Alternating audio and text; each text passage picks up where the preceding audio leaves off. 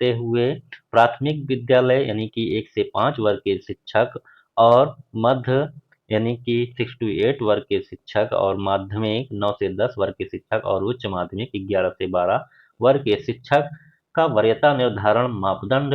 क्या है और किन्हें जो है प्रधानाध्यापक और प्रधान शिक्षक का वरीय शिक्षक को प्रभार दिया जाना जो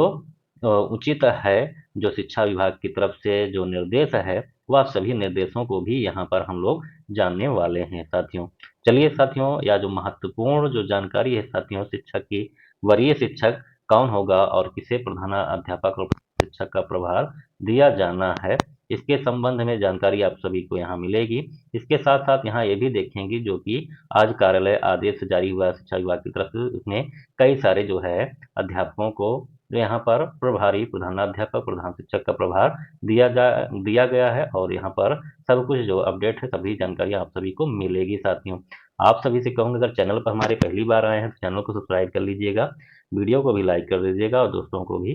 शेयर कर दीजिएगा। यहाँ देख सकते हैं कि कार्यालय जिला शिक्षा पदाधिकारी पश्चिम चंपारण बेतिया का कार्यालय आदेश है और इस कार्यालय आदेश में साथियों यहाँ के जो शिक्षक हैं उन्हें यहाँ पर प्रभारी प्रधान शिक्षक और प्रधानाध्यापक का प्रभार के लिए यहाँ पर इस आदेश में कहा गया है और कुल इतने सारे शिक्षक हैं यहाँ पर 1 से लेकर यहाँ से क्रम से 9 तक क्रम तक यहाँ पर इतने शिक्षक हैं जो कि प्रभारी प्रधान शिक्षक और प्रधानाध्यापक शिक्षक के लिए अधिकार के लिए यहाँ पर इसमें आदेश किया गया है। और यहाँ पर जो वरीय शिक्षक हैं जिन्हें प्रधानाध्यापक और प्रधान शिक्षक का प्रभार दिया जा रहा है उसके मापदंड को भी यहाँ पर जानेंगे। सबसे पहले यहाँ देख सकते हैं कि कार्यालय आदेश है और इस आदेश में कहा गया है कि अधो हस्ताक्षरी कार्यालय पत्रांक इतना और यहाँ दिनांक जो है 12/3/2026 के आदेश में आलोक में वरीय शिक्षक को प्रभारी प्रधानाध्यापक प्राधिकृत करने के संबंध में दिनांक 14/3/2026 को सुनवाई की गई और सुनवाई के क्रम में उपस्थित शिक्षकों द्वारा जो है यहाँ पर समर्पित पदस्थापन विवरणी की समीक्षा प्रांत यानी कि जो भी वहाँ शिक्षक थे सभी के जो है विवरण की समीक्षा की गई, उन्हें देखा गया और उसके बाद यहाँ पर उप सचिव शिक्षा विभाग बिहार पटना के ज्ञापन इतना दिनांक इतना, उसके बाद यहाँ सचिव शिक्षा विभाग बिहार पटना के ज्ञापन इतना इतना इतना दिनांक 22/11/2025 तथा ज्ञापन इतना इतना और यहाँ दिनांक 12/2026 तथा निदेशक प्राथमिक शिक्षा विभाग ज्ञापन कितना दिनांक 12/2/2026 पत्रांक कितना इतना के निर्देश के आलोक में सूची में अंकित वरीय शिक्षक को प्रभारी प्रधानाध्यापक के रूप में वित्तीय प्रभार के साथ प्राधिकृत किया जाता है। तो यहाँ पर देखा साथियों, यह जो है शिक्षा विभाग के जो निर्देश जो मापदंड दिए गए हैं निर्देश में, उन्हीं निर्देशों के मापदंड को उपयोग करते हुए यहाँ पर इतने शिक्षक को है प्रभारी बनाया गया है प्रधान शिक्षक के लिए और प्रधानाध्यापक के लिए और यहाँ प्रभार के साथ साथ उन्हें जो है वित्तीय प्रभार का भी यहाँ पर अधिकार देने के लिए कहा गया है। सबसे पहले यहाँ देख सकते हैं कि ऊपर से लेकर नीचे तक लगभग 1 से लेकर 9 तक जो क्रम है शिक्षकों की, इन्हें यहाँ प्रभारी प्रधान शिक्षक बनाया गया है। अब यहाँ पर साथियों सभी एक जो है सभी जानकारी आप सभी को मिलेगी। यहाँ सबसे पहले देख सकते हैं कि जो यहाँ पर पहले क्रम में साथियों यहाँ पर प्रखंड है और उसके बाद विद्यालय का नाम है जो जिस विद्यालय के उन्हें प्रभारी बनाया गया है। वरीय शिक्षक का नाम है यानी कि जो शिक्षक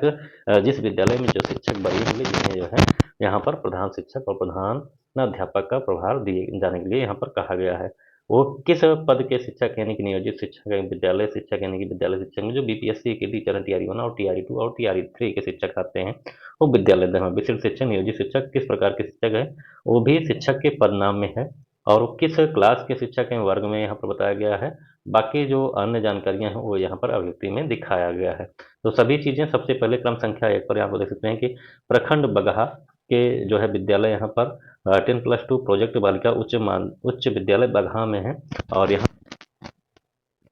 मापदंडों में जो वरीय शिक्षक मिले हैं श्री आनंद मोहन, ये जो है वरीय शिक्षक हैं, इन्हें नियोजित शिक्षक हैं और ये इन्हों जो है इनका जो वर्ग है 11 से 12 के ये जो है वरीय शिक्षक हैं और इन्हें जो है यहाँ पर प्रभारी प्रधानाध्यापक का प्रभार दिया गया है। साथियों बता दूं कि जो वर्ग 11 से 12 यानी कि उच्च माध्यमिक वर्ग के जो शिक्षक हैं इनमें वरीय शिक्षक का जो मापदंड निर्धारित किया गया शिक्षा विभाग की तरफ से, जो शिक्षक न्यूनतम अध्यापन कार्य 4 वर्ष तक किया होगा जिसका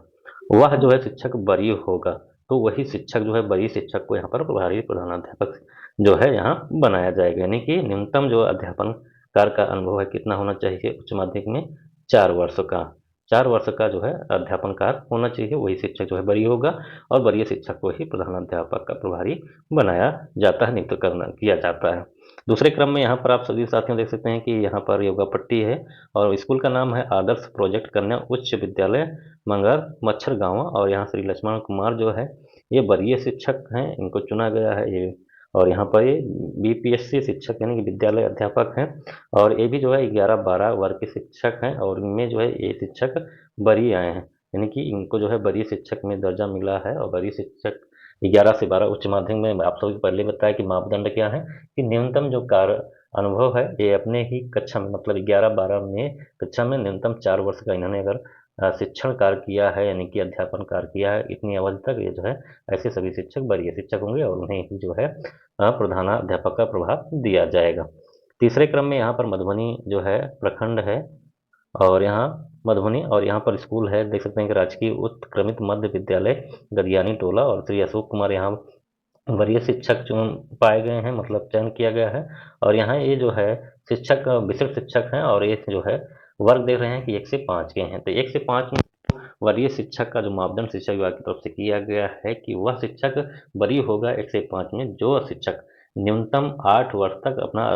अध्यापन कार्य किया होगा वह शिक्षक वरीय होगा। तो यहाँ पर जो विशिष्ट शिक्षक हैं अशोक कुमार, इन्होंने जो है न्यूनतम जो है कम से कम 8 वर्ष का शिक्षण कार्य यानी कि अध्यापन कार्य जो किए हैं, और इन्हीं को यहाँ पर वरीय शिक्षक के रूप में चुनकर और इन्हें प्रभारी प्रधानाध्यापक नियुक्त किया गया है। चौथे क्रम में साथियों देखिए नरकटियागंज में यहाँ पर स्कूल है रेलवे प्रवेशिका +2 विद्यालय नरकटियागंज, और यहाँ श्री अच्छेलाल राउत विशिष्ट शिक्षक हैं, और इन्हें देख सकते हैं कि यहाँ पर माध्यमिक जो 9 से 10 वर्ग के शिक्षक हैं उनमें इन्हें वरीय चुना गया है। और जो माध्यमिक का जो मापदंड है साथियों वरीय शिक्षक का, वह शिक्षक जो कि 9 से 10 में क्लास के जो है न्यूनतम अध्यापन कार्य कितने समय का होना चाहिए, न्यूनतम अध्यापन कार्य जो है यहाँ पर बताया गया है 8 वर्ष, यानी कि शिक्षा विभाग की तरफ से जो मापदंड निर्धारित किया गया न्यूनतम अध्यापन का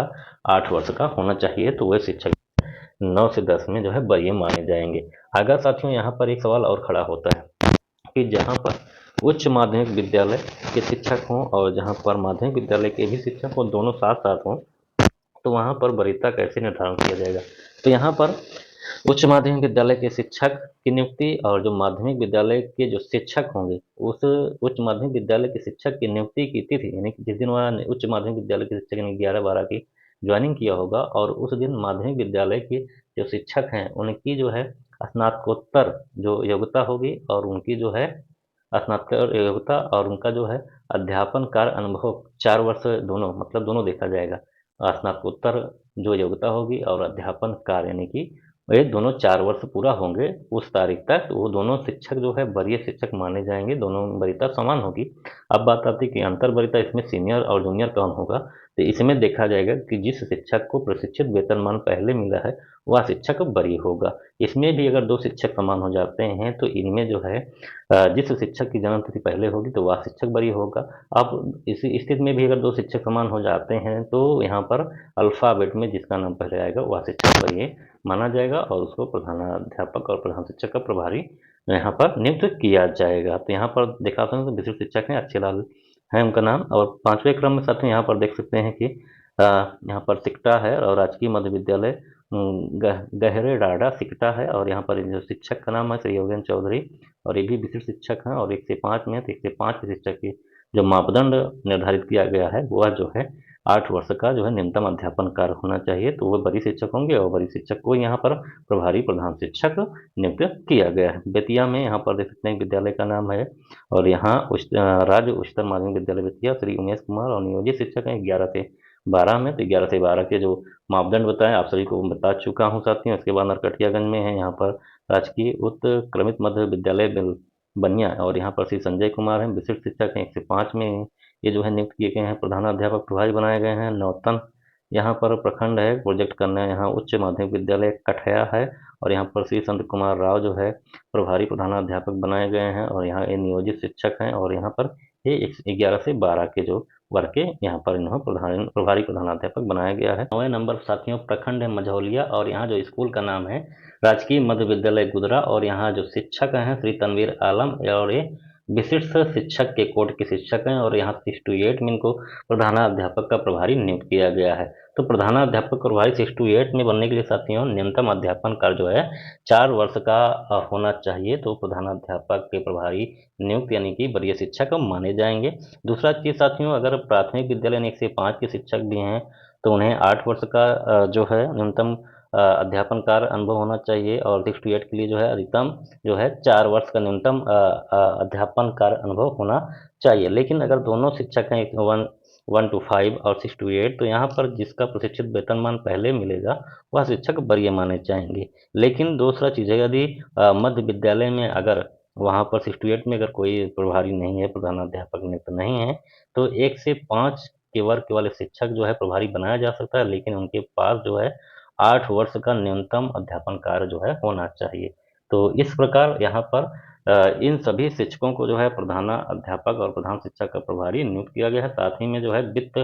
का अधिकार भी यहाँ पर देने का आदेश किया गया है। नीचे यहाँ इन सभी के बारे में कहा गया है कि उक्त वर्णित विद्यालय के प्रभारी प्रधानाध्यापक को निर्देशित किया जाता है कि पत्र प्राप्ति के साथ ही प्राधिकृत वरीय शिक्षक को विद्यालय का संपूर्ण प्रभार वित्त सहित हस्तगत कराना सुनिश्चित करेंगे। नियमित प्रधानाध्यापक के पदस्थापन के पश्चात यह आदेश स्वतः निष्प्रभावी होगा यानी कि जब नियुक्ति से किसी भी मतलब प्रधानाध्यापक के पद पर कोई प्रधानाध्यापक जो प्रभारी बनाया गया उनकी जगह कोई आ जाता है नियुक्त होकर तो यह जो है आदेश स्वतः निष्प्रभावी होगा यानी कि यह जो है स्वयं रद्द माना जाएगा और जो है उन्हें अपना प्रभारी जो प्रधानाध्यापक पद है वह जो है रद्द हो जाएगा और जो नियुक्त हो गए आएंगे उन्हें प्रधानाध्यापक का पद मिल जाएगा। नीचे यहाँ जो है जिला शिक्षा पदाधिकारी जो है पश्चिमी चंपारण यहाँ पर और उनके द्वारा जो है हस्ताक्षरित है और किस तारीख को यहाँ पर ये पत्र जारी हुआ तो यहाँ तारीख भी है 9/4/2026 को और यहाँ पत्रांक संख्या भी है और सभी शिक्षक संबंधित प्रखंड शिक्षा पदाधिकारी को जो है यह सूचना के लिए प्रेषित है और जो वरीय शिक्षक कोषागार पदाधिकारी पश्चिमी चंपारण, जिला कार्यक्रम पदाधिकारी पश्चिमी चंपारण सभी को जिला पदाधिकारी पश्चिमी चंपारण बेतिया सेवा में सभी को यहाँ पर सूचना के लिए भी जो है प्रतिलिपि यहाँ भेजने का जो है कहा गया है। तभी ने साथियों देखा कि यह जो है पहली बार शिक्षा विभाग की तरफ से शिक्षकों के जो है प्रभारी बनाया जा रहा है और यहाँ पर वरीयता का भी निर्धारण किया गया है और क्लास वाइज वर्ग वाइज जो है जो वरीयता के निर्धारण संबंध में साथियों आप सभी को जानकारी देने का प्रयास किया। साथियों इसी तरह की महत्वपूर्ण जानकारी आप सभी को चैनल के माध्यम से आप सही तक पहुंचाता रहूंगा। उसके लिए साथियों चैनल को सब्सक्राइब कर लीजिए, वीडियो को भी लाइक कर दीजिए और दोस्तों को भी शेयर कर दीजिए।